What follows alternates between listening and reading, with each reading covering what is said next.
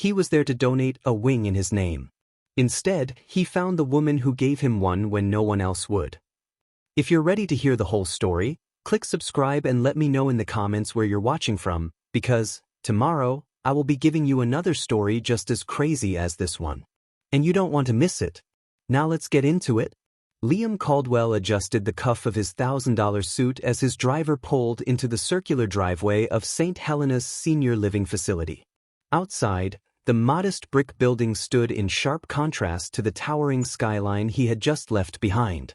His assistant, Clara, rattled off names, logistics, donation figures. After the check presentation, you'll meet with the director for a press photo. Remember to mention the Caldwell Foundation's commitment to elder care.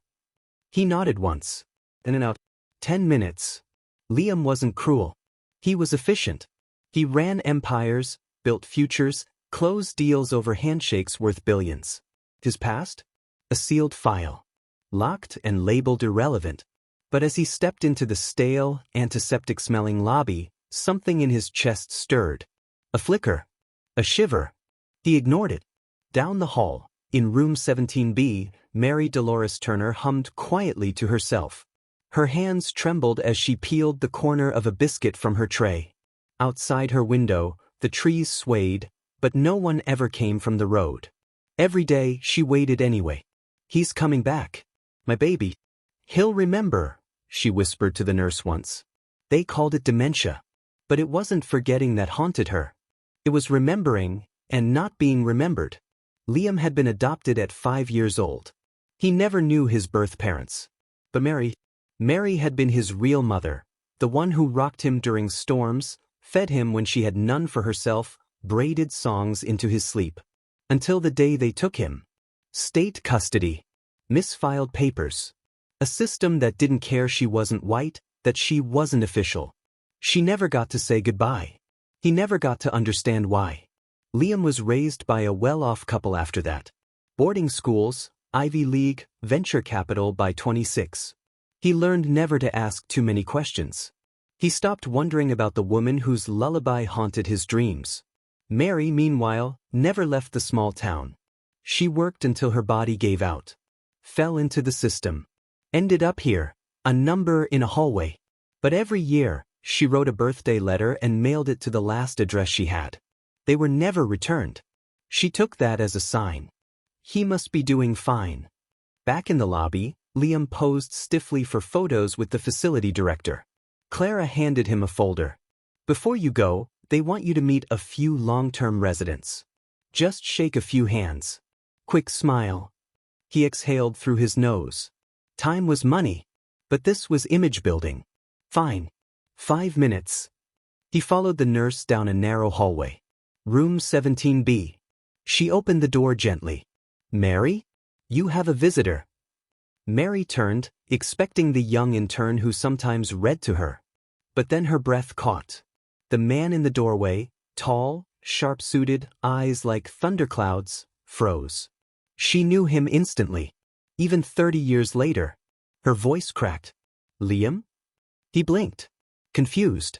Staring at her like a ghost just said his name. How do you know my name? She tried to stand. Tears blurred her eyes. Baby, I named you. He staggered back a half step. The nurse looked from one to the other, stunned. Silence hung like a held breath. Clara whispered, Sir? But Liam didn't answer. He just stood there, the world he built crumbling beneath his expensive shoes. And in that impossible moment, one truth shattered the polished silence of his life. He hadn't come here to donate. He had come home. The silence after Mary's words was impossibly loud. Baby, I named you. The air in room 17B shifted. The nurse took a polite step back. Clara froze by the doorway, phone in hand, uncertain whether this was a PR disaster or divine intervention. But Liam couldn't move. He stared at her face. Weathered. Familiar in a place so deep he didn't know it still existed. A storm flickered in his chest. He was trained to control chaos. This wasn't chaos. This was grief. The kind that had waited 30 years to be heard. I think there's a mistake, he said finally, voice uneven. Mary gave a gentle smile that didn't tremble. She had rehearsed this moment for decades. You loved to hum when you were nervous. Old Motown songs. I used to tease you that you had rhythm but no beat. He blinked. Something flickered in the back of his mind. A sway, a laugh, a humming voice over kitchen sounds. He shook his head. This can't be real. Mary turned toward her nightstand. Her hands shook, but she reached into the drawer and pulled out a folded paper, worn, creased, sacred. She held it toward him. Your first school drawing. The one you did the night before. She trailed off. He took it, unfolded it. A crooked stick figure with curly hair and a woman beside him with a smile larger than her face. Scrawled underneath, in childish handwriting, "Me and Mama." His breath caught. His hands trembled. The memory rushed in, not like a film reel, but like music, soft and painful. You used to call me Jelly Bean, he whispered. She smiled wider. Because you ate them by color, not flavor. He sat down, fast, like his legs gave up. She reached across the bed, not to pull him in, but just to touch his wrist. Lightly. Like she was afraid he'd disappear again. Clara quietly stepped out. The nurse followed. They closed the door behind them.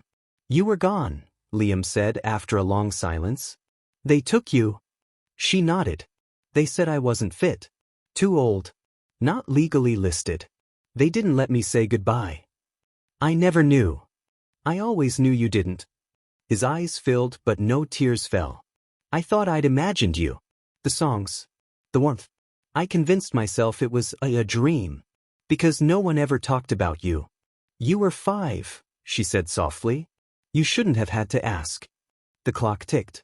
Somewhere down the hall, a lunch cart squeaked by. But in room 17B, the world was standing still. You're a man now, she said, touching the side of his face. You're someone important.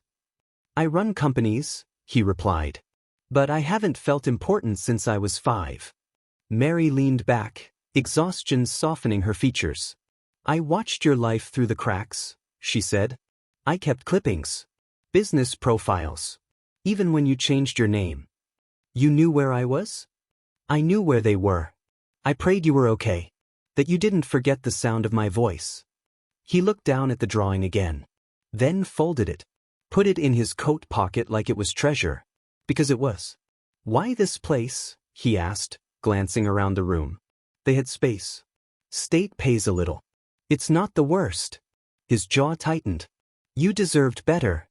I wanted to be found, she said, eyes glistening. But not pitied. I don't pity you, he said. I remember you. She smiled. I never stopped being your mother, Liam. He looked up. And finally, said it back. I never stopped needing you. Liam didn't visit the next day. He told himself it was work. Board meeting. Time zones. Mergers. But the truth was simpler. He didn't know who he was around her. And that terrified him more than any business deal ever had. On the 38th floor of his glass empire, he stood in front of floor-to-ceiling windows, staring down at a city that bowed to his name. His assistant cleared her throat. Press wants a follow-up on the nursing home donation. Do we mention the personal connection? He looked at her like she'd spoken a foreign language. No, not yet. Not ever. That night, he scrolled through emails, eyes blurry, fingers paused above the keys. One was from the foundation director. Mary Turner asked if you were coming back. No pressure. She smiled when she asked. Just thought you'd want to know. He didn't reply. Back in room 17B, Mary sat by the window with her Bible open but unread. She didn't cry. She didn't hope. She just waited, not out of desperation but muscle memory. The nurse brought her tea. You know, she said gently, he's probably just overwhelmed. Mary smiled. I'm not angry. He's swimming in memories he thought he buried. That kind of tide pulls hard. On the 3rd day, Liam finally returned. No cameras. No assistant. Just him, dressed down in jeans and a black sweater, looking less like a CEO and more like a man with too many thoughts. Mary looked up from her crossword. Hey, Jellybean. He almost smiled. Almost. He sat down stiffly. She studied him. You don't have to explain. I don't even know what I'd say, he admitted. I've spent my whole life pretending you didn't exist. Not out of hate, just fear. Fear that if I looked back I'd fall apart. She nodded. We all survive how we can. Liam stared at the floor. I built everything to never feel powerless again. But I walked into that room and suddenly I was 5 again. Needing you. Angry at the world. And maybe angry at me? She asked softly. He flinched. I don't know. Silence stretched. She broke it with grace. You don't owe me a performance. Just presence. He stood, restless. I thought finding you would feel like closure. But it feels like opening a wound. It is a wound, she replied. But it doesn't mean it can't heal. Have you ever avoided someone you loved because facing them meant facing yourself? Let's talk in the comments. You're not alone. I don't know what to do with this, he admitted. You don't have to do anything. Just come back when you're not trying to fix it. Just be my boy again. He left a few minutes later. Didn't promise to return. Didn't hug her. Didn't look back. But in the hallway he paused and touched the folded drawing in his pocket. Some things you don't throw away, even when you're not ready to face them. 3 days after Liam's second visit, St. Helena's called again. This time, not for a reunion. It was practical. Their heating system had failed. Winter was tightening its grip and backup funding fell through. They remembered the man who'd promised commitment to elder care. And so, the request came. Could the Caldwell Foundation assist? Liam should have said no. But he didn't. Because even if he wasn't ready for Mary, he wasn't about to let her shiver through the winter. By the next evening, he was there again. This time, not in a suit, not with a press team. Just in a gray hoodie and sneakers, walking through the halls with the contractor he hired himself.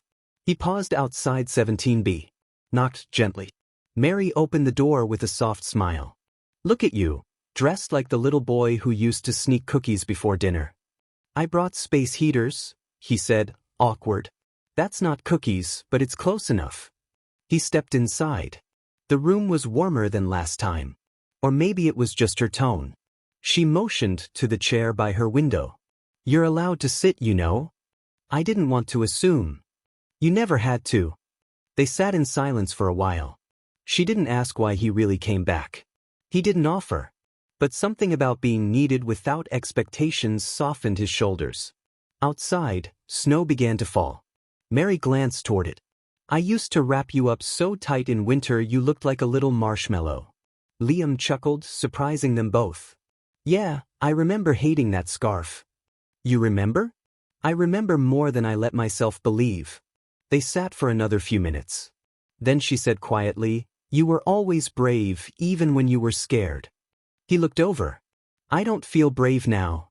You're here, she said. That's enough. They started talking after that. Not about the past, but about simple things. Books she liked. Her nurse's obsession with bingo.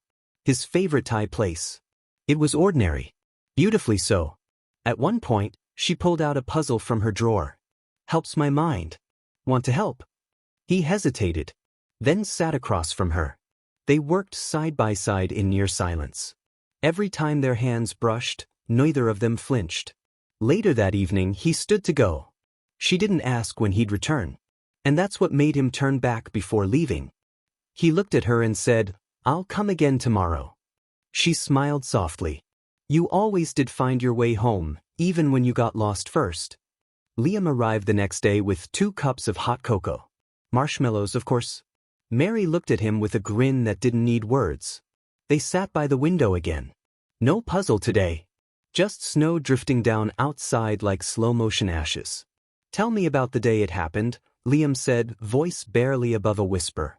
Mary didn't pretend not to know what he meant. She sat back, folded her hands in her lap. Her voice was calm, but her eyes went someplace far. It was raining, she began. You had your rain boots on backward. That made him smile. You were in the living room, drawing. I had just come from the pantry when I saw the social workers in the doorway. She paused, swallowed. They said they had a report about an unfit environment. No paperwork. No legal guardianship. Said I had no right to keep you. Liam's throat tightened. I don't remember that day. You cried, she said. But not until the door closed. You kept looking back, holding your bear. You didn't understand yet. He rubbed a hand over his face. Why didn't you come find me?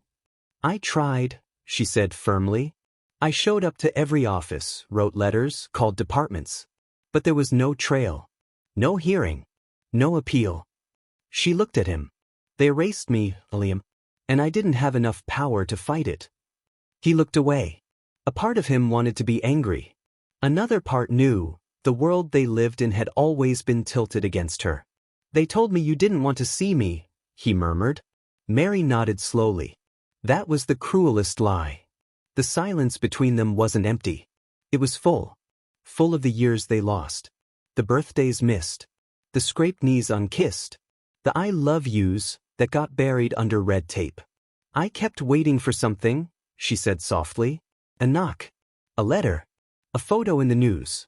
I clipped every article about Caldwell Industries for years. You followed me? I never stopped. Liam turned toward her, eyes wet now, unhidden. I thought maybe I wasn't enough. That you gave me up. Mary shook her head firm. Never. Not for 1 second. He pulled something from his coat pocket. The drawing again. Edges softer now. Fold lines deeper. I've been carrying this every day, he said. Since I left your room the first time. Mary looked at it like it was the Sistine Chapel. She reached for his hand. You always held on to more than you knew. They sat like that, hands resting together, the past between them, but not separating them anymore. Liam exhaled deeply. Like something heavy had finally loosened its grip. I want to help you, he said. Not just with heat and hot cocoa. Mary raised an eyebrow. You mean a mansion and private nurse? He smiled. If you'll have it. I'd settle for bingo nights and good jazz. Liam came every day now. He never announced it.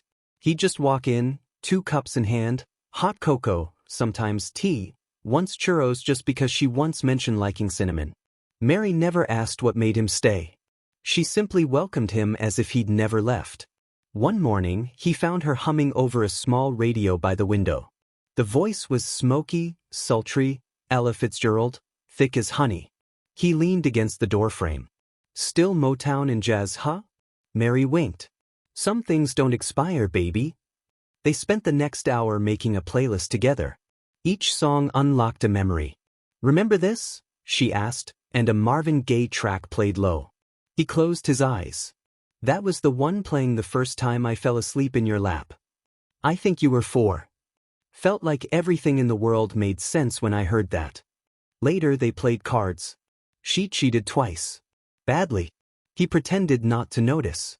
When he finally called her out, she laughed so hard she had to wipe her eyes. You still laugh like that, he said, smiling. Like it comes straight from your ribs. These weren't grand gestures. They were daily, delicate. But in them, Liam found a rhythm he hadn't known he missed. He stopped checking his phone during visits. Stopped scheduling meetings back to back. He stayed longer. Sometimes until the nurses gave him looks. One afternoon he brought a photo album. Worn leather. Unmarked. Inside were pictures of Mary and a much younger Liam. Snapshots he'd never seen before. Birthday cakes. Bubble baths. One photo of her holding him so tightly he looked like her shadow. I found these in a box you left behind, he said. In the attic of your old place. It was boarded up. She took the book like it was something holy. I thought they'd lost all of this. I found it by accident. I was looking for, I don't know. Proof. She flipped a page. You were always proof. That night, as snow started falling again outside, Mary looked up from the photo album. You've become a man I'm proud of. He swallowed. I'm not done becoming. She squeezed his hand. But don't ever be. Before he left, she handed him something. A small, wrapped package. He opened it in silence. Inside, an old key on a string. I kept it, she said, to the front door. Of the only home we ever had together. Liam looked at it like it was a beating heart. I'm rebuilding it, he whispered. The house. I didn't want to tell you until it was real. Mary blinked, stunned. I want you to have it again, he said. And you, she asked. I want to come home too. In that moment, neither of them spoke again. But they didn't need to. The past didn't own them anymore. The future did. The invitation came unexpectedly. An annual gala. Caldwell Foundation's flagship charity event. Red carpet. Champagne. Spotlights. Liam never missed it, but this year felt different. Because this year, he wanted Mary there. I don't need a gown, she teased when he mentioned it. You'll look perfect in anything, he said. He meant it. She smiled but didn't say yes. 2 days before the event, a stylist was sent to her room. A dress was chosen, deep plum, soft velvet, elegant. She stood in front of the mirror, studying herself. I don't look like a mother, she whispered. You look like a queen, Liam replied. The night of the gala, a black town car arrived outside the nursing home. Mary's hands trembled in her lap. Not from fear. From disbelief. For 30 years, the world forgot her. Tonight, it held its breath. They walked into the ballroom together. Flashbulbs sparked. Whispers curled around them like smoke. Someone leaned toward another guest and asked, Is that his grandmother? Liam heard it, felt it, ignored it. But something in his chest flinched. The foundation chair approached. Smiling. This is? My mother, Liam said from. There was a pause. Then a polite smile. Wonderful. You must be so proud. Dinner came. Mary's hands stayed folded in her lap. She didn't eat much. She didn't speak much. Liam noticed. Are you okay? He asked softly. She nodded. But her eyes were far. Later, while guests danced, a reporter approached. Not from the press team. A freelancer. Mr. Caldwell, she said, some background on your guest? There's been chatter, adoption you said? Mary excused herself, quietly. Liam froze. No comment, he replied, colder than he meant to be. When he turned around, she was gone. He found her outside, sitting on a bench under string lights. No coat. No tears. Just stillness. You left, he said, approaching. Mary didn't look up. Didn't want to answer questions. You don't have to. No, she said softly. But you didn't want to either. He hesitated. People misunderstand. They always have. They can only misunderstand if you let them, she replied. Liam sat beside her. I froze, he admitted. I heard the whisper. I saw the looks. I went small. Mary finally turned. And I stayed invisible, she said gently. So you wouldn't have to. That landed hard. Harder than he expected. You don't have to be proud of me in public, she said. But I can't be your secret again. He didn't respond. Because shame filled his mouth like cement. The limo ride back was silent. When they arrived at the nursing home, he helped her out. She looked at him. I love you, Liam. I love you too, he whispered. But this time, it didn't close the wound. It just exposed how deep it went. That night, he stared at the ceiling of his penthouse. The photo album was on the nightstand. So was the key she gave him. But her voice was gone. Morning came, but Liam didn't move. The penthouse was silent. Phones off. Curtains drawn. He sat at the edge of his bed, still in last night's suit, hands resting in his lap like they didn't belong to him. On the floor, the key Mary gave him had fallen from the nightstand. He stared at it for a long time. Then picked it up. Held it. Then let it fall again. There were knocks on the door. His assistant. His driver. A call from the board. He ignored all of them. Not out of pride. Out of paralysis.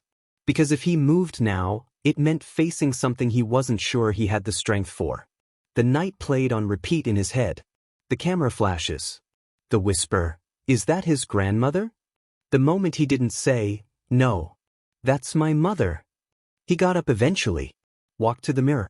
Looked at himself. Didn't recognize the man staring back. He reached for the photo album again. Flipped to the page where she held him. His face buried in her chest, arms wrapped around her neck. It wasn't a fancy photo. Just love. Caught mid-breath. She never let go, he whispered. I did. Meanwhile, in 17B, Mary folded the plum dress carefully into a box. Her nurse watched, unsure whether to speak. "You okay?" she asked finally. Mary nodded. "He's not ready. That's not the same as not loving me." She didn't cry.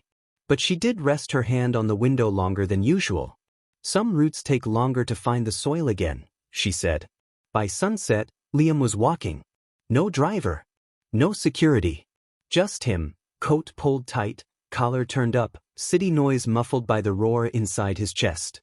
He passed storefronts. Streetlights. A jazz song leaking from an open window. It stopped him cold. It was Ella. The same song she played on the radio that day. He closed his eyes. And the dam broke. He turned around. Started walking faster. Then running. Back in room 17B, Mary was watching the news. A segment about the gala. Liam's photo. A caption underneath. Caldwell seen with guest at gala. Identity unconfirmed. She muted the TV. There was a knock at the door. Then louder. She opened it slowly. Liam stood there, out of breath, eyes red, hands shaking. He didn't speak at first.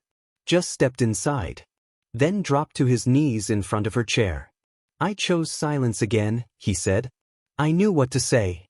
And I didn't. I failed you." Mary reached for him, but he didn't lift his head. "I let the world decide how I showed my love. And that's not love. That's fear in a nice suit." She waited. Let the silence hold its weight. "Are you done running now?" He looked up. "I don't know how to be everything you deserve." "You don't need to be," she whispered. "You just need to be here." He pulled the key from his coat pocket. Held it out. "I want to go home. With you. To rebuild it. For real this time." She took it gently. Then stood. Then wrapped her arms around him like nothing had been lost at all. 6 months later. The old house on Rosewood Avenue no longer stood in silence. Where once the porch had sagged with rot, it now held wind chimes that danced in the breeze. Fresh paint. New windows. A red door, just like the one Mary used to call her Sunday Smile. Inside, photos lined the hallway. Some black and white. Some new. One of a small boy asleep on a woman's chest. Another, more recent, of Liam and Mary on the front porch, holding hot cocoa. Liam stood in the living room, staring out the bay window. The floorboards were warm beneath his socks. Mary was in the kitchen, humming over a pot of stew. Same song. Of course.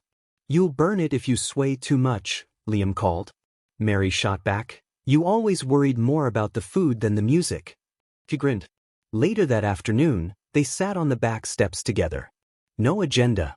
Just quiet. The garden Mary planted had started to bloom. Tulips. Daisies. Lavender. All things she once said were stubborn enough to grow where nobody expects beauty. Liam looked over. "You know what day it is?" Mary nodded. 31 years since they took you." He exhaled slowly. "I kept thinking about that night at the gala. How I froze. How I made you small." "You didn't make me small," she said. "You made yourself smaller than you are. That's different." He nodded. Still learning. A few minutes passed. Then Liam reached into his pocket. Pulled out a folded piece of paper. Unfolded it. Held it out. Mary took it gently. "Read the top. Power of attorney and ownership transfer, Rosewood House." She blinked. Looked at him. "You're giving it to me?" "I rebuilt it," he said, "but it was always yours." Have you ever had someone give back what life took from you? Tell your story in the comments. Your healing might light the way for someone else. They walked back inside as the sun dipped low. Liam paused by the doorframe. "This feels like the first time I've ever lived in a home I chose." Mary smiled. "Funny. I always thought I was waiting for you to walk back in." That night, as the house settled into evening quiet, Liam climbed into the attic. He opened the old trunk, the one that held photo albums, drawings, and a music box Mary thought she'd lost. He wound it once. Set it by her door. The next morning, Mary found it there. Played it. And smiled through tears. Weeks later, they hosted a small gathering. Friends from the home. Old neighbors. Reporters showed up, but Mary gave them one sentence only. I was never lost. I was just waiting to be remembered. A child from across the street wandered into Mary's garden. Knelt beside a tulip. "Miss Mary," she asked, "why do these flowers smell like cinnamon?" Mary laughed. "They don't," she said, "but if you think they do, that means they belong to you now." Back inside, Liam stood in the kitchen. Looked around. Everything once broken was now rebuilt. He poured 2 mugs of cocoa. One for her. One for him. He walked it into the living room where Mary waited. Set it down. Sat beside her. They didn't speak. They didn't need to. And when he leaned his head on her shoulder, just like he did as a boy, Mary kissed his temple and whispered, "Welcome home, baby." Thank you for watching this story to the end. If you enjoyed this story, you will surely love the next one. It's as crazier and more intriguing as you can ever imagine. So do check it out. Click on the image showing on your screen right now to watch the next one.